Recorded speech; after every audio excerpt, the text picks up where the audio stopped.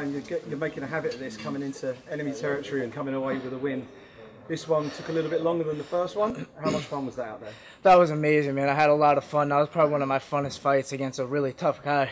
And it took everything I had to finish him. So, you know, he brought the best out of me, which I have to thank him for. That was awesome. In terms of moving on from here, are you still wanting to travel and go into people's backyards and fight, or do you want to get back home and fight in front of your home fans? You know what, man? Being home was weird. You know, being on my front lawn the day of the fight was just awkward, even though I don't think that really plays a role in the fight. But there's just something about the journey to get here. It's a far plane ride. You know, I'm out of my element. I'm out of my comfort zone. I think it just brings this fire out of me to want to, you know, come in and take the home guy out.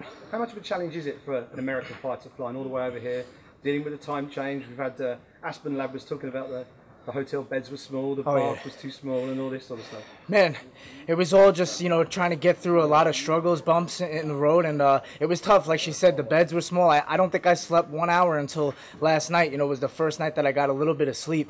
Going through the weight cut, it was all a battle. You know, I got here a little heavier than usual because the long plane ride, so I had to get through that, and I made the weight, and, you know, that was tough in itself, and then the fight was even tougher. So, but it all made me a better fighter, and I'm thankful for it. You're calling for a top 15 guy next.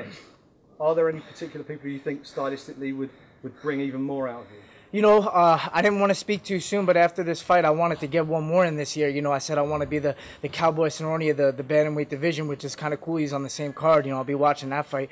But I want to stay active. You know, if I'm healthy, I'm always training. I'm always a professional. Why not make money and do what I love and continue to fight? So I'm hoping they put me back in December. And I wouldn't mind John Lineker if he gets past the last guy I fought, Marlon Vera, who was a tough guy. But, you know, if Lineker comes out on top in that fight, I want to stick with that guy still. What did you make of the atmosphere out there? Obviously fighting a Polish guy in Poland, they were against you, man. Yeah, you know what though? They were really respectful fans. Like in Brazil, it was different. It felt a lot more hostile. They were really in my face. You know, after the fight, they didn't like the fact that I won, but it seemed like the fans were really, you know, supportive of the fact that a good fighter with a lot of heart went out there and finished their guy, who was a really tough guy too. So I think they really respected it. Yeah, it's been a pretty crazy few months for you. Yeah. Well, this year, indeed. So when you kind of look back on it and you reflect on it, is it everything you thought it would be being here in the UFC? Yeah, you know, the first fight and the second fight were so close together. This fight was a little bit of spaced out from the last one. So, you know, after the first two, I kind of sat back, took it in, and I realized, you know, I'm 1-1. You know, my vision was to go up, up, up. And sometimes it just doesn't happen like that. So, you know, I took that loss. It was heartbreaking, but it motivated me to come in here and perform the best of my ability. I want to keep my job. I want to prove my worth, and I think I did that tonight.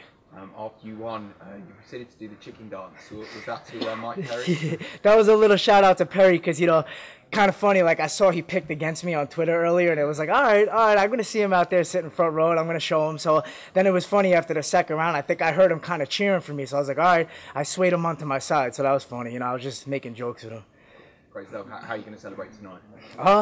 I don't know. What's the Polish beer to have? Is there a such thing or what? Everything. Everything. Yeah, I don't know, some pierogies, some beer, something good. You know, I'm gonna fuel up. You know, it's been a while since I had some bad food and had a little drink, you know, and relax. So I think I earned that tonight, and it's gonna feel good for sure. And you trained with Aljamain Sterling on the run to this fight. So how much did that help you? Well, you know, I trained with him a few times. He kind of cross-trains at my gym's Long Island MMA now. Those guys been a great help. Thank you to those guys. And, you know, Aljo comes in sometimes. We train, but we're old training partners from back in the day when I first started. He first started. It was up in Ithaca, New York, upstate. And we had a lot of goes sparring. You know, he's one of the toughest guys I've ever trained with. So it was a really good experience going with him and seeing how far he went in the top 10. So that motivated me to keep up, you know, so it was really cool. But he's a great guy to train with. Obviously, you did a great job with the research of your opponent, but was there anything that he surprised you with?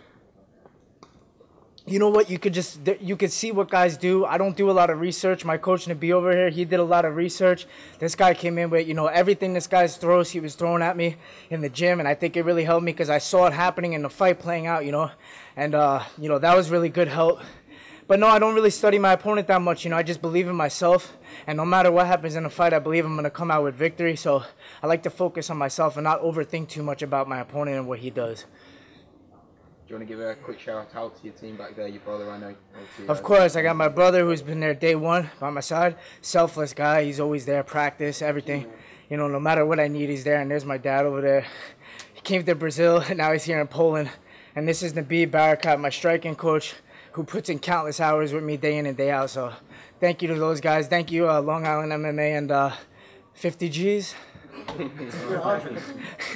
Got to pay the coaches, you know. Got to pay my dad rent, so